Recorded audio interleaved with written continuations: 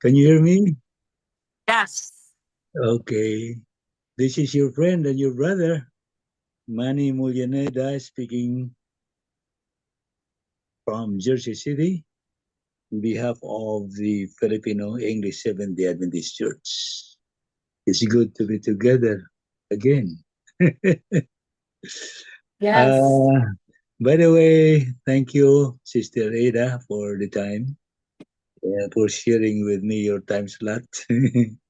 And our focus of study tonight is Ephesus, the church of Ephesus.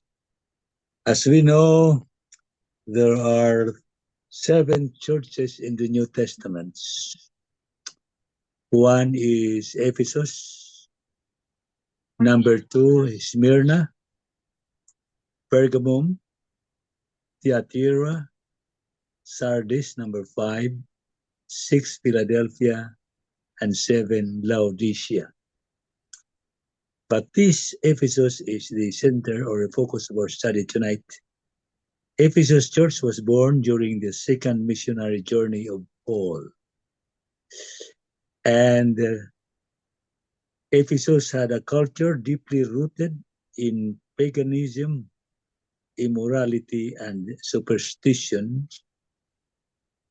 And Paul did not stay long in Ephesus because he went to, I think, to Jerusalem, but he delegated or entrusted the care for the new believers to that couple named Aquila and Priscilla.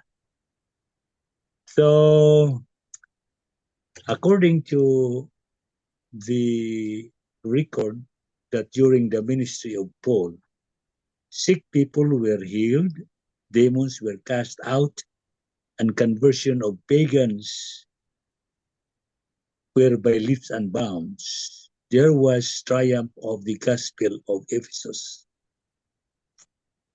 In fact, Jesus commended what they were doing.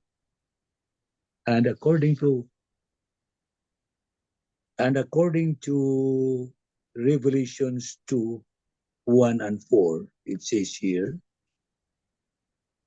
I know your works, your labor, your patience, and that you cannot bear those who are evil. And it further says here, and you have persevered and have patience and have labored for my name's sake and have not become weary. So these are the plus points to the brethren in Ephesus.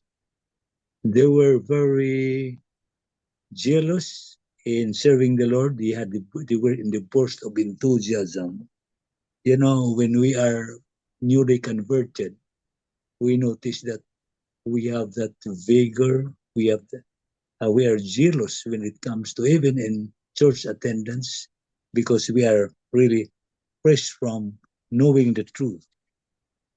And this also happened to people in Ephesus because while they were new converts from paganism, they were very enthusiastic in serving the Lord.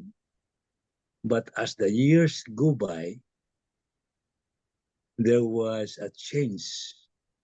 Just like we sometimes we had been long in the work in the church, even the word Jesus is coming again. It sounds music to our ears. But every Sabbath we are exposed to that message. Sometimes we have less attention to the very, very essence of the message. So this is what happened to Ephesus. The minus points, according to the record here, the problem that Jesus identified in the church, you have left your first love. You have left your first love.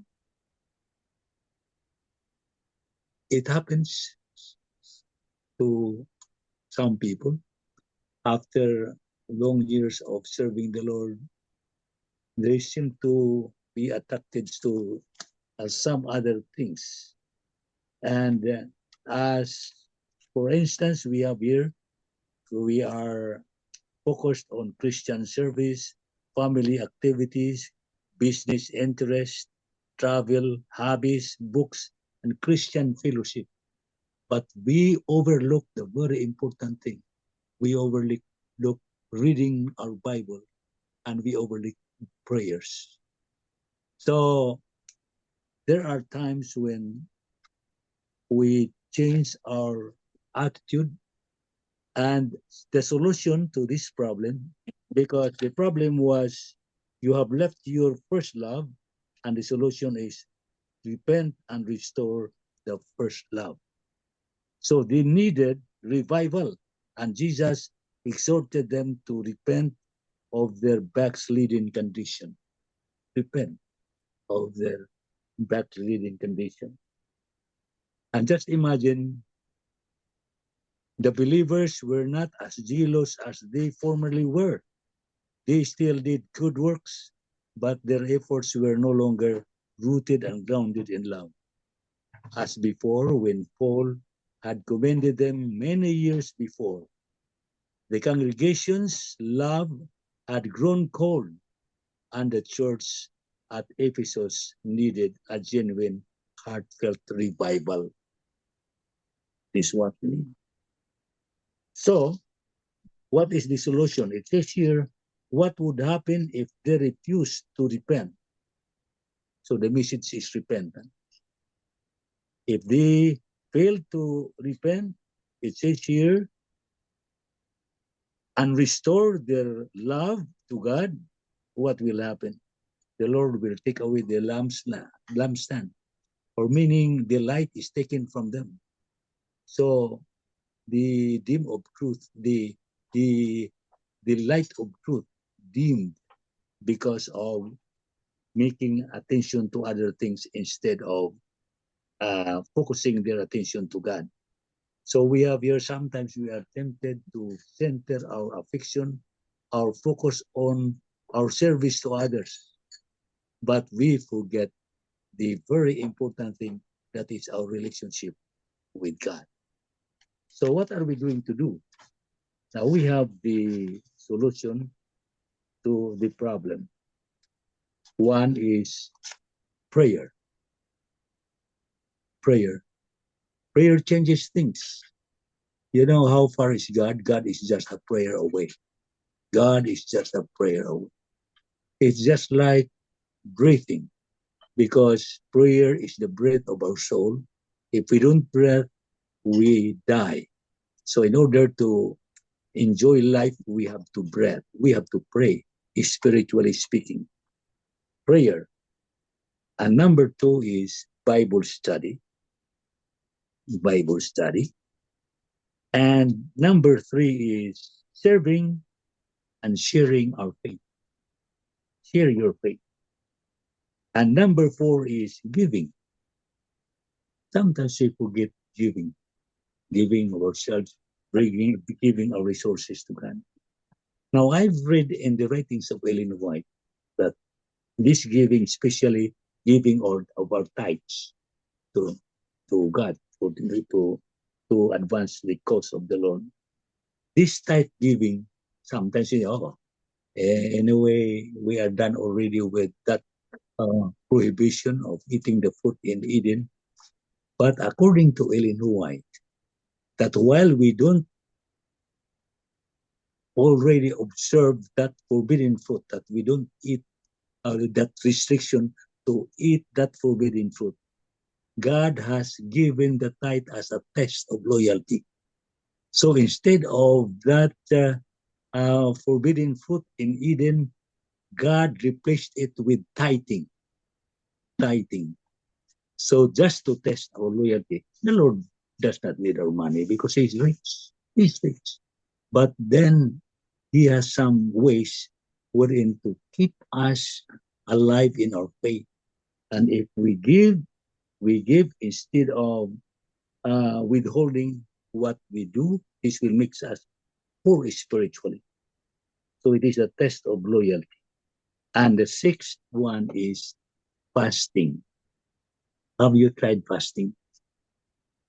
Jesus, when he entered the ministry, what Jesus did was he fasted for 40 days. Moses also fasted for 40 days before he launched his responsibility to lead God's people. Fasting. And fasting is beneficial spiritually and physically. Now, remember, therefore, from whence thou art fallen, and repent. Repent. There was a brother who approached me one time, and I did not know that he had a strained relationship with his wife. So he invited me for lunch. We went to a restaurant, and there he divulged. He tried to pour out his problem about their cold relationship. Before they were very loving, but this time he noticed that his wife was indifferent to him. So he said, what am I going to do? So I asked him, how did you attract your wife when you courted her? So, well, I gave flowers. Why don't you do it now? Do it again, as if you're also courting. You're courting your wife. Do it again. So I was there when the wife was present, and he was bringing with him a flower. And you know that simple act, it revived the relationship.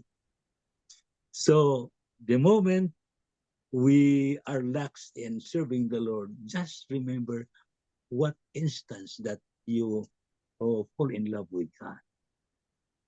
It says here, remember of therefore from whence thou art fallen, and repent.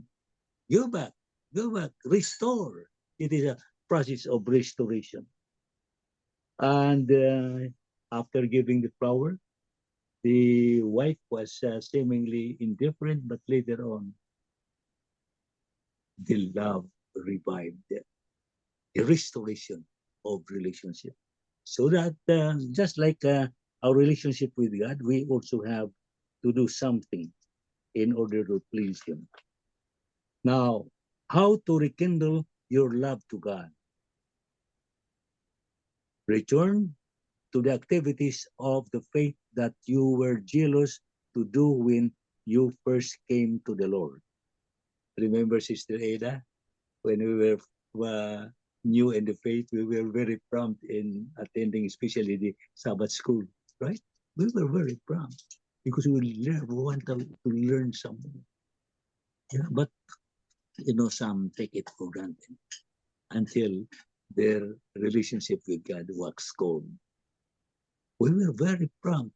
Sometimes before 9:30 in the Philippines, we were already there 9 o'clock. But as the years go by, sometimes we are delayed in going to church. Sometimes instead of 9:30, we are there already 11 o'clock, just few minutes before the start of the hour of worship. So the message here is, if our faith in God waxed cold, restore. Remember how you fall in love with the Lord and restore that relationship. Again, I would like to emphasize here the ways wherein we can be revived in our relationship with God. We have prayer, Bible study, serving and sharing our faith, giving and fasting. And I would like to share with you something here that is very important also. This is sometimes the diversion of our focus. According to our reading here, it says here, other activities draw upon our time. Many of these competing affections are not sinful and are even good, necessary, and appropriate, such as Christian service, family activities, business interests, travel, hobbies, books, and Christian fellowship. We focus on these things, forgetting the love to God. We have to love your neighbor as you love yourself. There are two. In the commandments of God, love God with all your heart and love your neighbor as we love yourself, as you love yourself. Sometimes we focus on loving our neighbors, serving others, but we forget the love to God. Love God with all your mind, with all your heart, and with all your soul. Love Him. So this is a reminder for us. I don't know how is our relationship with God. It is a personal matter, but I hope that the Lord will rekindle our love by the power of the Holy Spirit in order for us to verify, to make the love endure. Love that endures. Now, remember the joy of your salvation. Repent of neglecting your relationship with the Lord. Put your priorities in order and do the most important activities. First, your most important priority is to fellowship with God. God longs to spend time with you. Seek to spend time with Him. This is a message for tonight. Amen. Thank you, Brother Manny. And you know what? You're right. When I was new in the faith, I was really very early. Um, I think I think that was Neri giving the awards on who are the early to Sabbath school, and I got the award. And you know what? After I got the award, I started coming late to church, and I was really aware of it, and I I I really abhor and I really don't like, and that's true. Jesus said here, nevertheless, I have this against you. You know, after he said that you have persevered and have patience and have labored for my name's sake and have not become weary. Nevertheless, I have this against you, that you have left your first love. I really asked the Lord, after I got baptized and I moved to Chicago and I stayed there for maybe 3 years. And I was still on fire there. And then it's just, you know, the cares of this world. And so I have been asking the Lord, Lord, please restore to me my first love. You know, before I remember, I start working at 7 o'clock. I will wake up at 5:30 and read the Bible. It's still dark. And I love those days. And I'm praying that the Lord will restore to me my first love, because sometimes our human nature will pull us to the world, especially now with the gadgets. Oh, I check my email, I check YouTube, Facebook first before doing the worship, and I hated it. And so it's really true that we have to pray. We have to repent and study the word of God because he is coming soon. You know what he said here? Repent and do the first works, or else I will come to you quickly. Remember, judgment starts in the house of the Lord. Judgment starts to the followers of Jesus. And he said, I will come to you quickly and remove your lampstand from its place. I could just imagine the 10 virgins, where the 5 virgins, their lampstand was taken away from them. And Jesus said, depart from me, you doers of iniquities. Oh Lord, help us, help me. So praise the Lord, Brother Manny, for the beautiful lesson. Um, Anyone else who would like to share their? I have here. Thank you, Micro. Oh my, it's too early. Is it early in or is it late in LA? Oh, it's early in LA. So when it's the morning time, it's hard for. I thought like, wow, Micro at 6:30 in the morning, and it's 3:30 in California, and here she is. So Micro is a new baptized. Hi, Micro. Hello, Ate Eda.